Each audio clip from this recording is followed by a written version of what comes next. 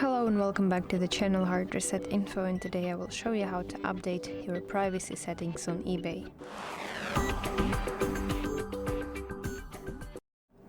To do that, we will need to use our browsing system, so open your preferred browser and search for eBay and open the official website of eBay.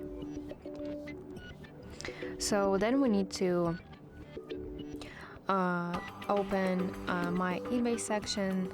So this is this men icon if you're using a mobile version of eBay website, and then scroll down to the account, and here you can update various privacy settings, including personal information, for example, account preferences, donation preferences, and also your payment information.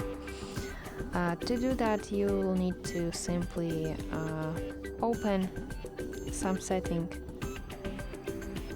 Okay, here I have nothing.